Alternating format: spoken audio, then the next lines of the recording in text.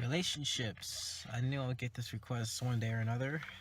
I was actually waiting for this to come across my desk because it's one of those number one things. Like I said, my very first video is one of those key factors that makes one happy.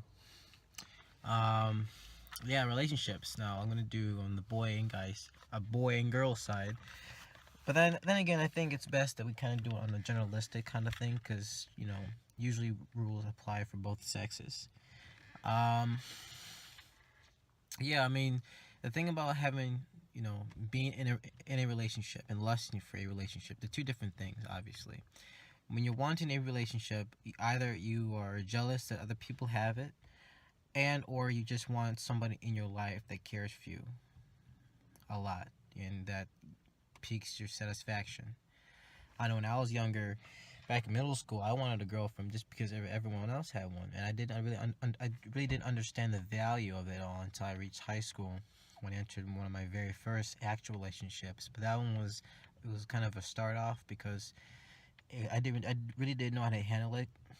Um, but I think we would have still been till this day. But the mother didn't necessarily approve of me, and that's one other thing. When you're in a relationship with somebody, you have to make sure you gain the trust of the parents.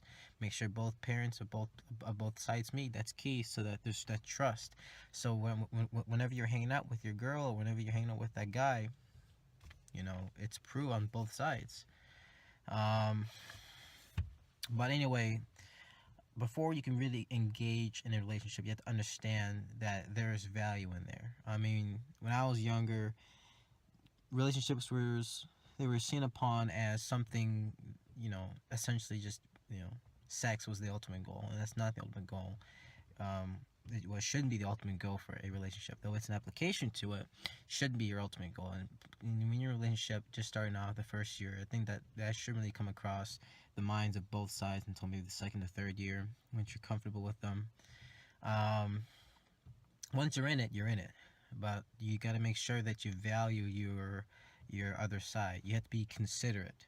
Okay, you just can't do whatever you want when you're in a relationship with somebody. You have to be considerate of both sides, and that even means dropping certain people, dropping certain habits, especially habits. That's a big one. If you like to steal, or if you like to make fun of people, or if you like to drink, you gotta put that away because your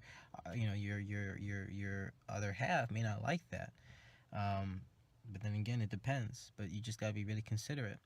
You have to make sure that you value the other person as much as he or she needs to be valued, like you would like to value how you would like to be valued yourself, essentially, right? But there's many people out there that they just don't understand it, and the relationship always goes down south. You get all this, you get divorce, breakups, dumped, all these things that really shouldn't be happening, because if it was true love, you would do whatever you want. You would do whatever needs to be done to save it, regardless of the conditions.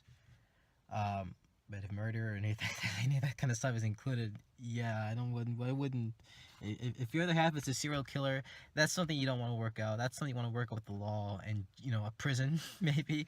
But anyway, if it's just something that if something that is small or that can be solved or that can be fixed, it shouldn't be something that you should kind of leave an individual for. There's lots of going into a relationship. It may seem like a lot, and it may seem complicated, but once you do it, it's like most of the stuff that you gotta have down is common sense, and usually you do it without thinking that you're actually doing it, so you should be okay. You just gotta be considerate.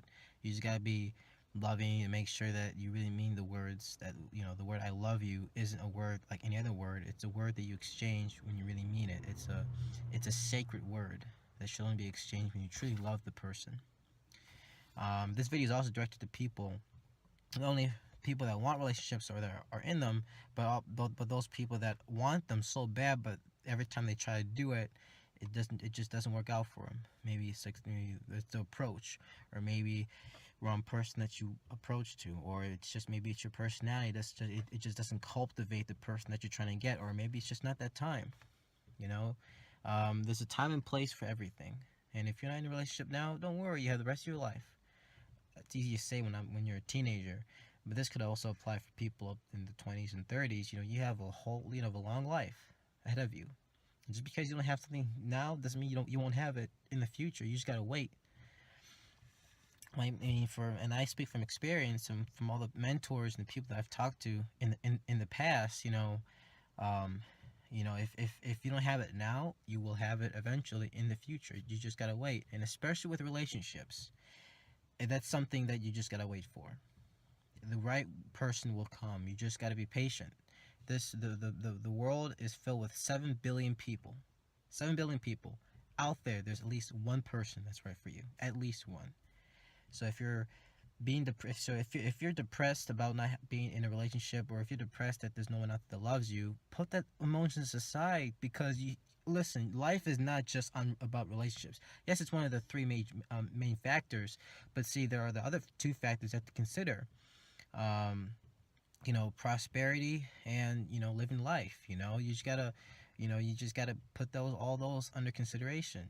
You have to think about your future. Relationships, see, women can come and go, guys can come and go, but your future, your academics, your job is something that you cannot let go, and it doesn't just come to you. That you really have to work for it. That's something that you should be considered about right now. And when you reach that point, it's gonna happen. Once you reach that point, the right one will come. Don't worry. All right, they're out there. You just gotta be patient. And if you doubt yourself, don't doubt yourself. Everyone's different for a reason. If everyone was the same, the world would be a much different and terrible place. You're unique. You're you. God made you the way you are because you are a unique creation under His will. Don't ever doubt yourself. Don't think that you're not good enough for somebody else. Don't think that you're not good for anybody else. You're good the way you are. You are unique. You're a special individual. Okay? Keep that in mind. Don't ever forget that. All right? That one special person is out there. And if you're that one that's been in series of relationships and they just didn't cut out good, like I said in my last video, life is about stages, phases. All of it is learning experience, and they build up for a much better future, a brighter future. But if it's good already, you shouldn't touch it.